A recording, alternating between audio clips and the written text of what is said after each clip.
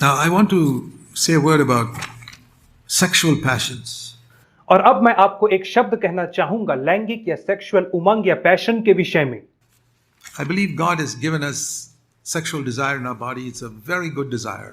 और मैं विश्वास करता हूं कि परमेश्वर ही है जिसने हमारी देह में, हमारे शरीर में लैंगिक लालसाओं को दिया है। If I were to paraphrase, when God, I ask people this.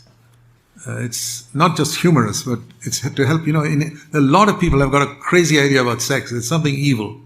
और मैं हमेशा लोगों से सेक्स के विषय में पूछता हूं या बातचीत करता हूं क्योंकि मैं यह पाता हूं कि अलग अलग लोगों की अलग अलग धारणाएं होती हैं और कई लोगों की धारणाएं तो इतनी हास्यास्पद होती हैं कि मुझे सुन करके हंसी आती है। इसलिए मैं आप लोगों को इस संबंध में कुछ बताना चाहूंगा। Particularly in India, a lot of people, husbands come and tell me in the villages and all, brother, tell my wife that sex is not wrong in marriage.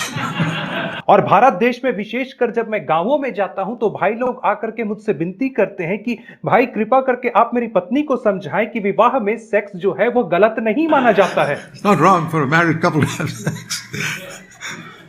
और यह बिल्कुल भी गलत नहीं है एक विवाहित दंपत्ति के लिए कि वह सेक्स का अभ्यास करे। So I have to have, believe it or not, I have to have meetings for married couples and tell them it's not wrong. और आप इस बात का विश्वास करें या ना करें, मुझे विवाहित नवजोड़ों के लिए ऐसी मीटिंग आयोजित करनी पड़ती जहां पे उन्हें इन सब चीजों को बताना पड़ता है कि यह गलत नहीं है। And that's because they've got these wrong ideas about sex being something evil, because their minds have been saturated with what they see in the movies. It's all evil. और ऐसा इसलिए होता है कि ये लोगों को जो पिक्चर है या फिल्म है उससे गलत अवधारणाएं मिलती हैं सेक्स के विषय में और उनका जो मस्तिष्क है वो इन गलत बातों से भर जाता है। So I asked them this question. इसलिए मैं इन लोगों से इस प्रकार का प्रश्न करता हूं। When God created man and woman in that perfect earth and heaven, जब परमेश्वर ने स्त्री और पुरुष अर्थात आदम और हवा की रचना किया उस सिद्ध जो स्वर्ग और पृथ्वी थी उसमें, He blessed them, and what did He tell them? Adam and Eve have sex. और It's a paraphrase, Zach Punan's paraphrase. और परमेश्वर ने आदम और हवा को आशीषित किया और कहा आदम और हवा तुम दोनों अब सेक्स करो। और यदि कहा जाए तो यह जैक पुनन का भावानुवाद कह सकते हो उस वचन का जिसे परमेश्वर ने उन्हें कहा कि फूलो और फलो। But please read it in the scriptures. Genesis 1, He blessed them, verse 28, and said, be fruitful and multiply. What does that mean? और उत्पत्ति की पुस्तक 1 अध्याय और उसके 28 वचन में हम पढ़ते हैं कि परमेश्वर ने उनको आशीष दी और उनसे कहा फूलो फलो और पृथ्वी में भर जाओ। इस वचन का क्या तात्पर्य है जब परमेश्वर उनसे कह रहा था कि तुम फूलो फलो और पृथ्वी में फैल जाओ? Did He say shake hands and have children or something? What did He mean when He said them be fruitful and multiply? और जब परमेश्वर ने उनसे कहा कि तुम फूलो फलो और सारे पृथ्वी में फैल जाओ तो इसका क्या अर्थ था? क्या वो कह रहा था कि हाथ मिलाओ और एक दूसरे के साथ रहो? In plain words, have sex. और साधारण शब्दों में वो कह रहा था कि तुम सेक्स करो and have children. और बच्चे पैदा करो। And then He said, in verse, God saw everything He had made, verse 31, it is very good. और 31 वचन में हम देखते हैं कि तब परमेश्वर ने जो कुछ बनाया था उन सब को देखा और क्या देखा कि यह बहुत अच्छा है। So that's what I tell people.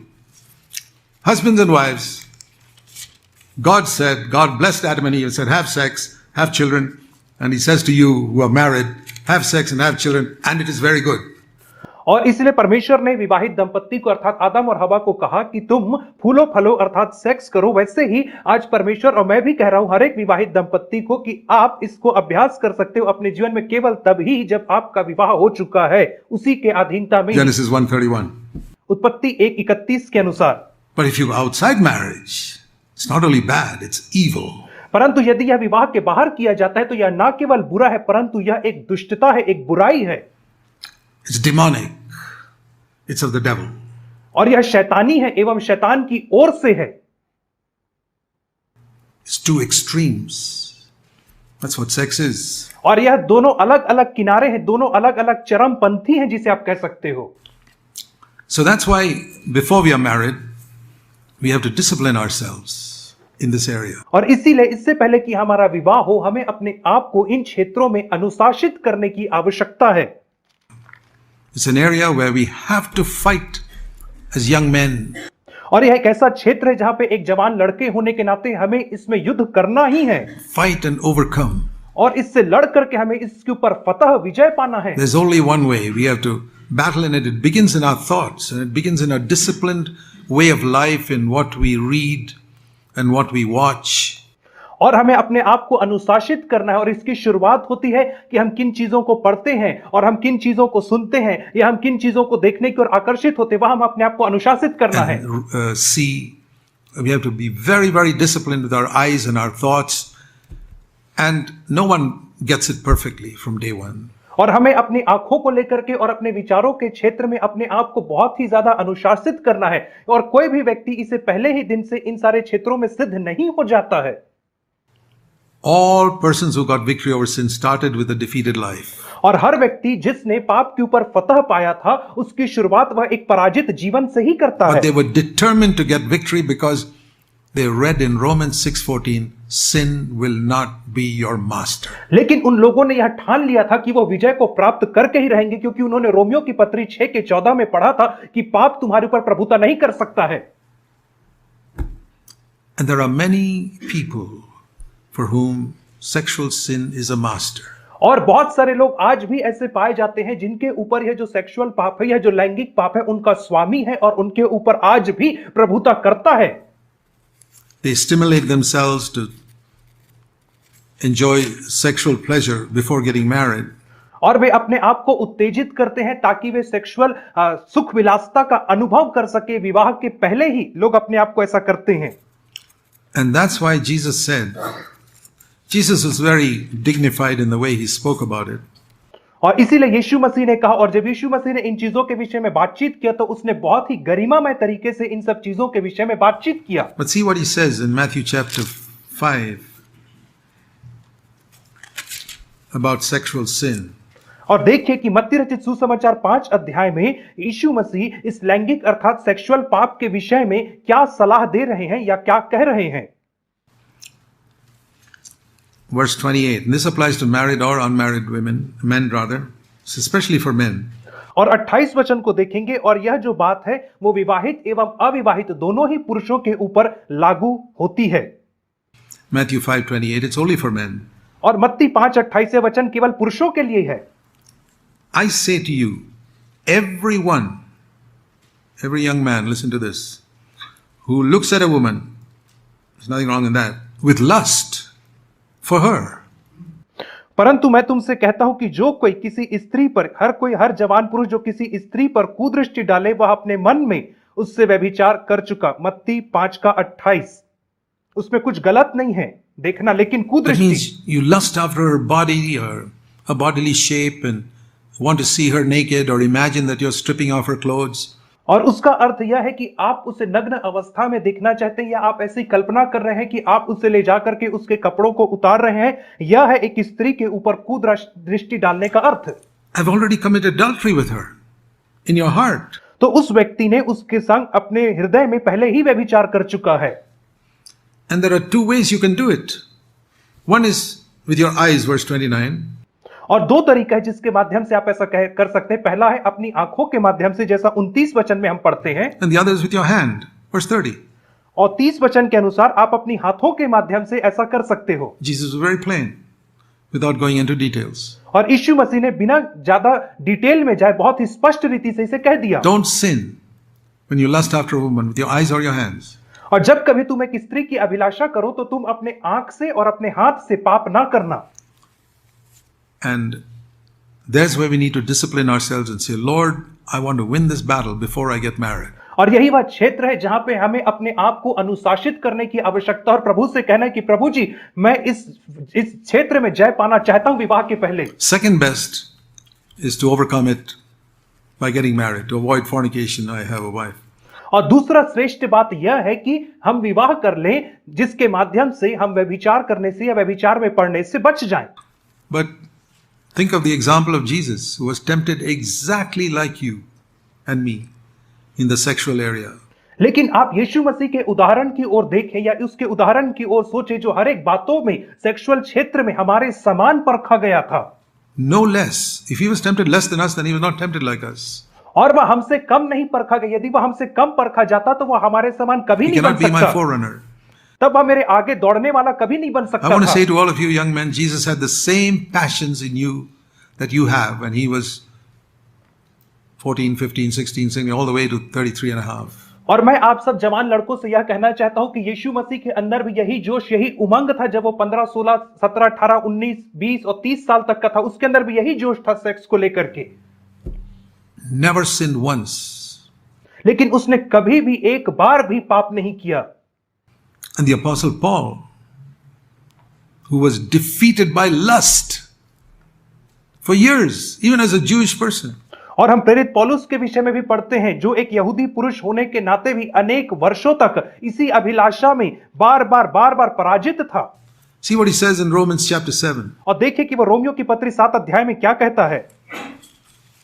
Romans chapter 7, Paul says, I could obey all the 9 commandments without a problem because 9 commandments were external.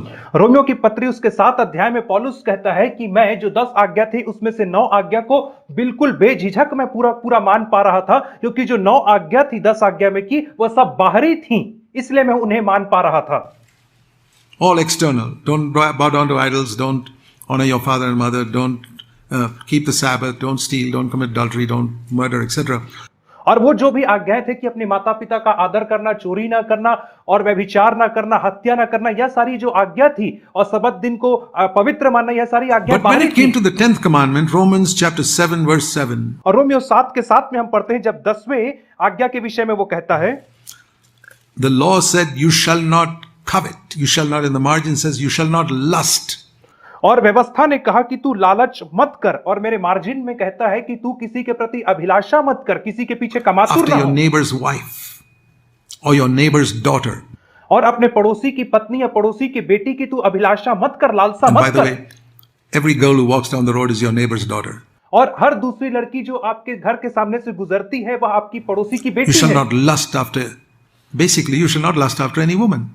और इसका सीधा अर्थ यह है कि आपको किसी भी स्त्री के पीछे अभिलाषा नहीं करना है, Or desire. या उस स्त्री के विषय में लालसा नहीं करना है आपको। Sin, verse 8, taking opportunity through that commandment, produced in me lusting of every imaginable kind. परंतु पाप ने अवसर पाकर आज्ञा के द्वारा मुझ में सब प्रकार का लालच उत्पन्न किया। 8 वचन में हम पढ़ते हैं, रोमियो 7 के 8 में। Boy, look at the honesty of this man. और देखिए इस पुरुष की ईमानदारी को। I was a young man like you, Saul of Tarsus says. और तर्शीश का शाऊल कहता है कि मैं भी तुम लोगों के समान एक जवान पुरुष था। I just lusted and lusted and lusted and lusted and lusted. और मैंने केवल अभिलाषा किया, लालसा किया, लालसा किया, लालसा किया, हर स्त्री का लालसा किया मैंने। I lusted after neighbors' daughters left, right, and center. और मैंने I could not overcome. और मैंने अपने पड़ोसी की बेटी को दिन रात सुबह शाम हर समय मैंने उसे पाने की लालसा किया, और मैं उसके ऊपर कभी भी जय नहीं प्राप्त कर पाया। And the commandment, thou shalt not lust, resulted, verse 10, in death in me. और 10 वचन में वह पढ़ता है कि वह आज्ञा जो जीवन के लिए थी मेरे लिए मृत्यु का कारण ठहर गई। रोमियो 7 का 10। And sin, 11, deceived me and killed me. और 11वें वचन में कहता है कि पाप ने अवसर पाकर मुझे बहकाया और उसी के द्वारा मुझे मार भी डाला। Law is good, but I am corrupt. I am a flesh, verse 14, sold into bondage. The flesh is sold into bondage to sin. और वो 14 वचन में कहता है कि व्यवस्था तो भली है परंतु मैं शारीरिक हूं और मैं पाप के हाथ बिका हूं। और रोमियो 7 के 14 में पौलुस इस रीति से कह रहा है कि मैं पाप के हाथ बिक गया हूं। But Romans 8 verse 2, the law of the Spirit of life in Christ Jesus set me free from the law of sin and death. Romeo 8 के 2 में कहता है, परंतु जीवन की आत्मा की व्यवस्था ने मसीह यीशु में मुझे पाप की और मृत्यु की व्यवस्था से स्वतंत्र कर दिया। What the law could not do, God did. और जिस कार्य को व्यवस्था नहीं कर पाई उस कार्य को परमेश्वर ने पूरा किया। Now, because I walk according to the Spirit, Romans 8:4, और रोमियो 8:4 में कहता है, अब क्योंकि मैं आत्मा के अनुसार चलाए चलता हूं, that command, thou shalt not covet, is now fulfilled in me. और अब वह आज्ञा कि तू लालसा मत करना, लालच नहीं करना, अब यह आज्ञा मुझ में पूरी हो गई है। The requirement of the law is fulfilled in us. Verse 4. What is the requirement of the law? You shall not lust after your neighbor's wife or daughter. और चौथे वचन में कहता है कि व्यवस्था की विधि अब मुझ में पूरी हो गई है, जो व्यवस्था के अनुसार चलते। और वो व्यवस्था की विधि क्या थी? कि तू अपनी पड़ोसियन का लालच ना It's करना। fulfilled in us because we walk according to the Holy Spirit. अब यह आज्ञा मुझ में पूरी हो गई है क्योंकि अब हम पवित्र आत्मा के द्वारा So he's चलते saying हैं। the Holy Spirit has enabled me to overcome this lusting habit in me.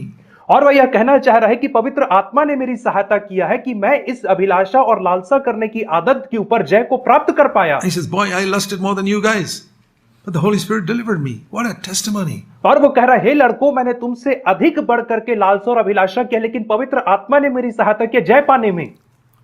And it's always good to listen to the testimony of a man who was just like us, लेकिन और ये हमेशा भली बात है कि हम ऐसे व्यक्ति की गवाही सुने जो ठीक हमारे ही समान था हर एक बातों में, tempted like us, failed like us. जो हमारे समान परखा गया और हमारे समान निष्फल हुआ। Of course, Jesus never failed, but Paul did. Paul honestly says he failed. और यीशु मसीह कभी असफल नहीं हुआ, लेकिन पौलुस असफल हुआ और उसने ईमानदारी से इस बात को स्वीकार किया। Many ways, but he overcame. और बहुत सारी बातों में असफल हुआ, लेकिन उसने जय भी Said प्राप्त Paul, किया। thank you for your testimony. Thank you for your ruthless honesty. और हम कहेंगे, पौलुस तेरा धन्यवाद हो, तेरी गवाही के लिए तेरा धन्यवाद हो, इस कट्टरपंथी It encourages ईमानदारी me. के लिए, और तेरी गवाही से मुझे प्रोत्साहन मिलता है। That a पौलुस, defeated person like me can also overcome by the power of the Holy Spirit and determined to walk according to the Spirit. But it's a daily matter. और मुझ जैसा एक पराजित व्यक्ति भी अब प्रोत्साहित हो रहा है कि आत्मा के अनुसार चले और प्रतिदिन जो इस हारे हुए जीवन है उसके ऊपर मैं भी फतह पा सकता हूं। And as you go along, it will become easier and easier and easier and easier. और जैसे आप आगे बढ़ते जाएंगे, यह आपके लिए आसान और आसान और आसान होता चला जाएगा। I sometimes use the example of lust like a snake. और कई बार मैं लस्ट का, अभिलाषा का चित्रण एक सांप के रूप में करता हूं। Inside my flesh, putting its head up through this hole in the box. It's the box full of snakes. और एक बक्सा है जो सांपों से भरा हुआ है, और यह सांप जो है एक बक्से में छेद है और उस छेद के ऊपर से अपने सिर को बाहर निकाल रहा है। That's my lust in my flesh. And one of this thing called sex lifts its head through the hole in the box. और यह मेरे शरीर की अभिलाषा है। मेरा शरीर उस बक्से की तरह है जिसमें बहुत सारे सांप भरे हैं, और एक सांप है सेक्स जो ऊपर सिर को निकाल रहा And है। all in the past years, I was feeding it milk. Aha, some more milk. Here you are. और बीते अनेक वर्षों से जब कभी वह सिर बाहर निकालता था तो मैं उसे दूध पिलाता था, और खुश होकर के उसे मैं हमेशा दूध देते रहता Some more था। milk. Here you are. And the snake is getting stronger and stronger. और जब भी वह सिर बाहर निकालता था मैं कहता था, तेरे लिए यहाँ पे दूध है, और वह पी करके और And मजबूत then I होता get born था। again, and I'm still not completely freed from giving milk to that snake. और अब मेरा नया जन्म हो गया, इसके बावजूद भी मैं पूरी रीति से स्वतंत्र नहीं हुआ हूं कि मैं उस सांप को दूध पिलाऊं इस प्रक्रिया And then से। one day I decided I'm going to get victory over sin. लेकिन एक दिन मैंने निर्णय लिया कि मैं पाप के ऊपर जय को प्राप्त करूंगा। Then I get a big club and I bang that snake on the head. When it puts his head out and the snake gets a surprise. Hey, what happened? और तब मैंने क्या किया, मैंने एक बड़ा हथौड़ा लिया, और जब उस सांप ने अपने सिर को बाहर निकाला तो मैंने एक हथौड़ा उसके सिर पे दे मारा, और तब सांप को आश्चर्य हुआ कि अरे अचानक से इसे क्या हो I गया। changed. मैंने कहा कि अब मैं बदल चुका हूं, I'm following the Lord now. और अब मैं प्रभु यीशु मसीह के पीछे चल रहा हूं। And it doesn't die. It just becomes a little weaker because I fed it for so many years. मैं आपको बता दूं, वह सांप मरता नहीं है, परंतु वह सांप कमजोर हो जाता है। इसलिए नहीं मरता क्योंकि अनेक वर्षों से मैंने उसे दूध पिलाया And है। next time it puts his head, it gets another whack. और अगली बार जब वह सिर बाहर निकालता है तो मुझे एक हथौड़ा और मारता And हूं, it gets weaker and weaker and weaker. और वह सांप धीरे धीरे कमजोर और कमजोर और कमजोर होता चला जाता है। This actually happens, brother. और यह सचमुच में ऐसा होता है मेरे भाइयों। You determine that you're going to seek the power of the Holy Spirit.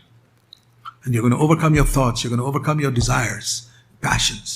और आप इस बात को ठान लीजिए कि आप पवित्र आत्मा की सामर्थ को खोजेंगे, ताकि आप अपनी लालसाओं के ऊपर, अपनी अभिलाषाओं के ऊपर, अपने गंदे विचारों के ऊपर आप जय प्राप्त कर सके करके। And God will help you. और परमेश्वर आपकी सहायता करेगा। And one day that snake, not dead, paralyzed, और एक दिन ऐसा आएगा कि वह सांप मरेगा तो नहीं, परंतु वह सांप लकवाग्रस्त हो जाएगा, पैरालाइज्ड हो जाएगा। the lust is still there, but it's not so strong now. Weak. उसका अर्थ यह है कि वह अभिलाषा, लालसा आपके अंदर रहेगी तो, लेकिन वह उतनी मजबूत नहीं रहेगी, You're not बहुत saying you कमजोर हो cannot be जाएगी। tempted. मैं ये नहीं कह रहा हूं कि आप उससे छुटकारा पा जाएंगे। Like someone said, temptation is like a fire. Even if you're 100 years old, it can burn you. और जैसे कि किसी ने कहा कि जो लालसा, प्रलोभन, परीक्षा है वो अग्नि के समान है, यदि आप 100 वर्ष के भी हो जाए तो वो आपको भस्म कर देगी। So always be careful. इसलिए आप हमेशा सावधान और सतर्क रहें। So there's no time when you say, oh, I won't be tempted anymore. इसलिए कोई भी समय में आप ऐसा नहीं कह सकते कि अब मेरी परीक्षा नहीं होगी, अब मैं प्रलोभन में नहीं Many are पड़ूंगा। tempted, but it becomes so much easier as time goes on if you determine to be. और लेकिन जैसे जैसे समय बीतता चला जाता है, यह बहुत ही आसान हो जाता है इसके ऊपर जय पाना और इससे बाहर निकलना। You know, like I tell people, when you're sitting at your computer all by yourself and nobody's around and you're tempted to click on some pornographic site. और मैं लोगों से हमेशा कहता हूं, जब आप अकेले अपने कमरे में कंप्यूटर के साथ बैठे हैं और आपके सामने यह परीक्षा आ रही है कि कोई आप अश्लील वेबसाइट में जाकर के अश्लील चित्रों को देखें, There's only one thing you can do. तब केवल एक ही काम है जिसे आप कर सकते हैं उस समय में। Do what it says in 1 Corinthians chapter 6. और आपको केवल वही कार्य करना है जो पहला कुरिन्थी और उसके 6वें अध्याय में कहता है। Verse 18. और आपको केवल उसी कार्य को करना है जो पहला कुरिन्थी 6 अध्याय और उसके 18वें वचन में कहा गया है। Flee आपको भागना है from immorality. आपको हर एक अनैतिकता से, आपको हर एक ऐसी अभिलाषाओं से, व्यभिचार से भागना 1 है। Corinthians 6:18. Run away from immorality. पहला कुरिन्थी 6 के 18 में कहता है हर एक व्यभिचार से भागो। Don't walk away. Run away. आप चल करके उससे दूर ना जाओ, आप उससे भाग जाओ, व्यभिचार से भागो कहता है वो। Close the computer and run. Computer को बंद करो और वहां से दौड़ करके आप भाग जाओ। Go for a drive. Go and meet a friend. और आप ड्राइव में बाहर चले जाओ या आप जाकर के बाहर किसी दोस्त से या मित्र से मिलने चले जाओ, Or go out somewhere. या आप कहीं भी बाहर टहलने के लिए चले जाओ, But don't open that. परंतु उससे आप खोल करके उन अश्लील चित्रों को ना देखो। If you follow that rule of fleeing, you're acknowledging before God, Lord, this is too strong for me. और यदि आप इस नियम का पालन करेंगे और बार बार आप उससे भाग करके जाएंगे तो आप परमेश्वर के सामने इस बात को स्वीकार करेंगे कि प्रभु जी, यह मेरे लिए बहुत ही ज्यादा Otherwise, why should मजबूत I है flee? और इसीलिए मुझे इससे भागने की आवश्यकता है। I don't stand there and say, I believe in Romans 6:14, you can't conquer me. No, no, no, no. और मैं वहां पे खड़े होकर यह नहीं कहता हूं कि मैं रोमियो 6:14 में विश्वास करता हूं और तू मेरे ऊपर जय नहीं पा सकता, ऐसा मैं नहीं कहूंगा। It says, resist the devil. He'll flee from you. But when immorality comes, you better flee. और बाइबल कहती है कि तुम शैतान का सामना करो तो वह तुम्हारे सामने से भाग खड़ा होगा, परंतु जब अनैतिकता या व्यभिचार आपके सामने आए तो आपको भागना होगा। So who is stronger? Tell me who's stronger, Goliath or Bathsheba? इसलिए आप बताइए कौन ज्यादा मजबूत है? बताइए, गोलियत ज्यादा मजबूत है कि बत्शीबा ज्यादा मजबूत है? Who do you think is stronger? आपको कौन लगता है कौन ज्यादा शक्तिशाली है, बत्शीबा या Goliath? Bathsheba knocked down David in a moment. बत्शीबा ने एक ही झटके में दाऊद को धराशायी कर दिया। Immorality is stronger than the devil. और जो अनैतिकता है, व्यभिचार है, वह शैतान से कहीं ज्यादा शक्तिशाली है। Because the devil is defeated on the cross. You can resist him. It says in James 4:7, he will flee. और याकूब 4 के 7 में कहता है कि शैतान पहले ही से पराजित है क्रूस के ऊपर और तुम उसका सामना करोगे तो वह तुम्हारे सामने से भाग खड़ा होगा। But when the temptation to immorality comes, you have to flee. परंतु जब किसी प्रकार के व्यभिचार की परीक्षा आपके सामने आती है तो आपको उससे भागने की जरूरत है। It's not only written here. Paul told Timothy, see that in 2 Timothy in chapter 2 and verse 22. और ना केवल यह बात यहां पर लिखी गई है, परंतु इसी बात को पौलुस ने तीमुथियुस को भी कहा, जो पाया जाता है दूसरा तीमुथियुस की पत्री उसका 2 अध्याय और उसके 22वें वचन में। Great verse, 2:2:2:2. 2 Timothy 2:22. और ये बहुत ही महान वचन है जिसे हम कहते हैं 2:2:2:2, दूसरा तीमुथियुस 2 अध्याय उसका 22 वचन। Flee from youthful lusts. Timothy is a 45-year-old man or 50-year-old man. He says, I don't care if you're 50-year-old. Those youthful lusts can enslave you. पौलुस उससे कह रहा है कि जवानी की अभिलाषाओं से भाग, लेकिन तीमुथियुस तो 45 या 50 वर्ष का एक आदमी है, लेकिन फिर भी क्यों पौलुस उससे कह रहा था? पौलुस कहता है मुझे इससे कोई मतलब नहीं कि तू कितने वर्ष का है, परंतु तुझे इन अभिलाषाओं से भागना है तीमुथी। Timothy, there's only one advice I can give you. Don't resist it. Run away from it. तीमुथियुस, मैं तेरे को केवल एक ही सलाह दे सकता हूं कि तू इन चीजों का सामना ना कर, परंतु तू इससे भाग। When you're tempted, run. और जब तू इन परीक्षाओं में पड़ता है तब तू भाग इससे। You don't have to run from other temptations. The other temptations you face and you overcome. But immorality, there's only one solution. run. तुझे दूसरे समस्याओं से, दूसरे प्रलोभन परीक्षाओं से भागने की आवश्यकता नहीं है। तू उनका सामना करके उनके ऊपर विजय प्राप्त कर सकता है, परंतु जब व्यभिचार, अनैतिकता की बात आती तब तू उनका सामना नहीं कर And सकता। then pursue righteousness with those who call on the Lord from a pure heart. Seek fellowship with godly people. और वो कहता है उन लोगों के साथ जो शुद्ध मन से प्रभु का नाम लेते हैं, धर्म, विश्वास और मेल मिलाप का पीछा कर, अर्थात तू भक्तिमय लोगों के साथ संगति की खोज कर, तिमुथी। And another verse I can show you in relation to sexual sin is Ezekiel in chapter 16. और इसी सेक्सुअल पाप के संबंध में मैं आपको एक और वचन दिखा सकता हूं जो पाया जाता है यहेजकेल की पुस्तक और उसके 16वें अध्याय में।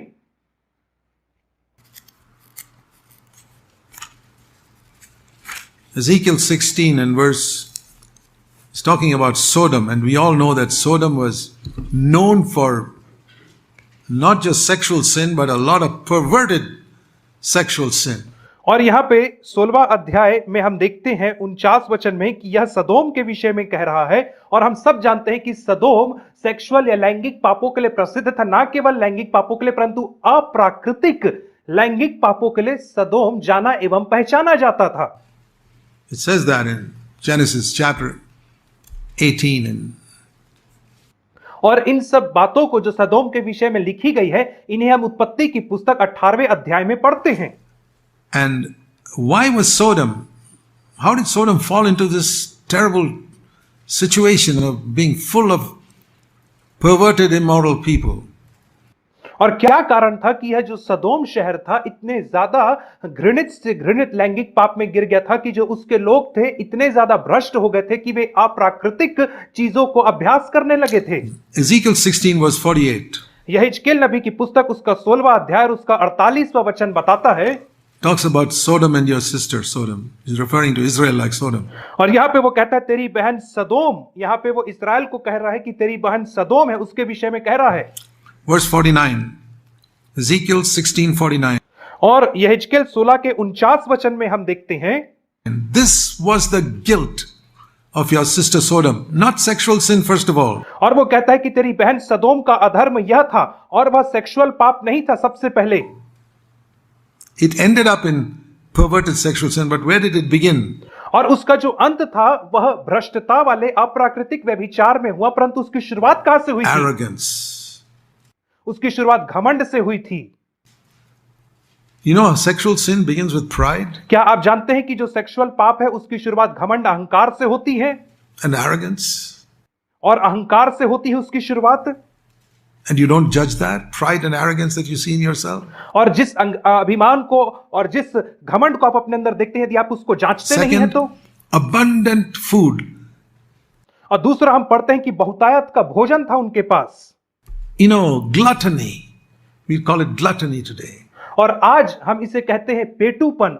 क्या कहते हैं? पेटूपन कहते हैं। Eating and eating and eating and eating way beyond what you need to eat. और खाते और खाते और खाते चले जाना, जो आपकी आवश्यकता है उससे कहीं बढ़ करके खाते चले जाना। And always wanting to eat and eat and eat and eat. Never fast, never discipline yourself. और हमेशा खाते और खाते और खाते चले जाना, कभी उपवास नहीं करना, कभी अपने आप को अनुशासित नहीं करना।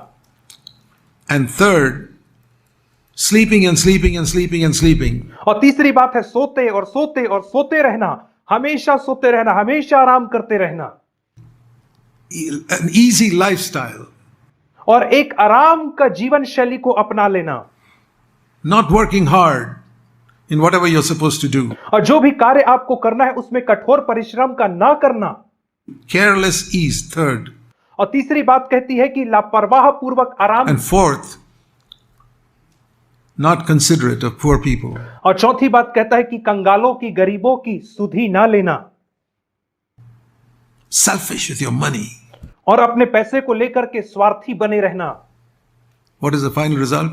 Sexual sin. तो उसका अंतिम परिणाम क्या होता है? सेक्सुअल पाप, लैंगिक पाप। So if you want to overcome sexual sin, try and follow these steps. और यदि आप लैंगिक पापों के ऊपर जय पाना चाहते हैं तो आप इन सारी चीजों का अनुसरण करें अपने जीवन में। Humble yourself, is the opposite of arrogance. Discipline yourself in the area of food. और आप अपने आप को दीन और नम्र करें, यह अहंकार का विपरीत है। अपने आप को खाने पीने के क्षेत्र में आप अनुशासित करें, Discipline yourself in the area of sleep. और निद्रा के क्षेत्र में अपने आप को अनुशासित करें। And be considerate of people who are needy around you. और जो आपके पास जरूरतमंद लोग हैं उनके प्रति आप संवेदनशील बने। That's why the sins of Sodom is mentioned. और इसीलिए तो सदोम के पापों का वर्णन यहाँ पर किया गया है। These are the sins that led to the sin of Sodom. और यही वह पाप थे जो सदोम के पाप बने और अंततः उनका विनाश देखने को आया।